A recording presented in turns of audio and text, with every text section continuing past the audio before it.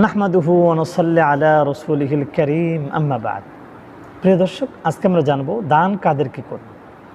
আল্লাহ তাআলার পক্ষ থেকে কী নির্দেশ আসলেন দান করার জন্য। প্রিয় দর্শক, আল্লাহ তাআলা সূরাতুল আল বাকারার 177 নং আয়াতে দান করার কথা বলেছেন। তুমি আল্লাহ তাআলার মহব্বতে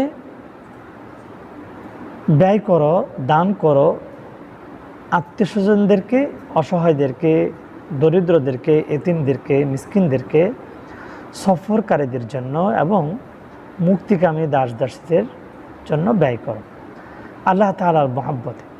প্রিয় দর্শক, তাহলে আমরা যে দান করব আল্লাহ তাআলার মহব্বতে দান করব, আল্লাহ তাআলাকে ভালোবেসে দান করব। তার প্রতিদান আল্লাহ রাব্বুল আলামিন আপনাকে আমাকে দিবেন।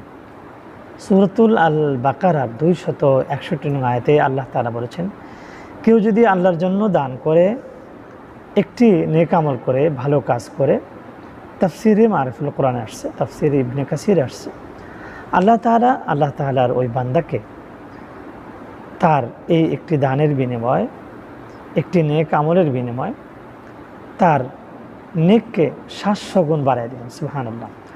আল্লাহ তাআলা এখানে এভাবেই উপদেশ দিয়েছেন যে আপনি আমি যদি একটি বীজ বপন করি, অর্থাৎ একটি ধানের চারা লাগাই অথবা একটি সরিষার দানা আমরা বপন করি, সেখান থেকে অনেকগুলো শীষ হবে, অনেকগুলো ছড়া হবে। যে এক একটি ছড়ার মধ্যে 60টি দানা হবে। ওই 60টিকে যদি আমরা বপন করি আবার 60টি হবে।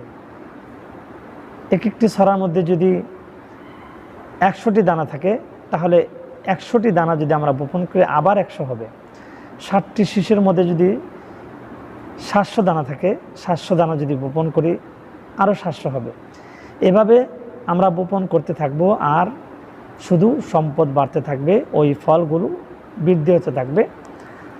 যারা সঠিক নিয়মে আল্লাহ তাআলাকে রাজি খুশির উদ্দেশ্যে দান করবে, আল্লাহ তাআলা তাদের নেকের পাল্লা, সওয়াবের পাল্লা এভাবে বাড়াইয়া দিবেন। সুবহানাল্লাহ। প্রিয় দর্শক, তাহলে আল্লাহ তাআলা দান করতে বললেন এবং সেই দানটি যদি আমরা সঠিকভাবে আল্লাহ তাআলার উদ্দেশ্যে কোনো বেনিফিট নেব না এবং যাকে দান করব পরবর্তীতে আমরা তাকে ওই দানের কথা স্মরণ করব না, কোনো নাম এবং সম্মানের আশায় দান করব না এবং পরবর্তীতে তাকে এই কথা বলে কষ্ট দেব না। যখন সে স্বাবলম্বী হয়ে যাবে তখন তাকে বলবো না, আমি তোমাকে সাহায্য করেছিলাম, যার কারণে আজকে তুমি অনেক টাকার মালিক হয়েছো, বাড়ির মালিক হয়েছো। এভাবে আমি তাকে পরবর্তীতে কষ্ট দেওয়ার নিয়ত রাখবো না বা বলবো না এবং দান করে প্রচারও করব না, তাহলে আমি এই বেনিফিটটি পাবো। প্রিয় দর্শক, আজকে তো আমরা দান করে মানুষকে জানাই এবং মানুষকে প্রচার করে দিই, যাতে করে আমার সম্মান, ইজ্জত বেড়ে যায়। প্রিয় দর্শক, আল্লাহু আলাম, মানুষের অন্তরের খবর আল্লাহ তাআলা জানেন। কে কী নিয়তে দান করেছেন, কেন প্রচার করছেন, আল্লাহ তাআলাই ভালো জানেন।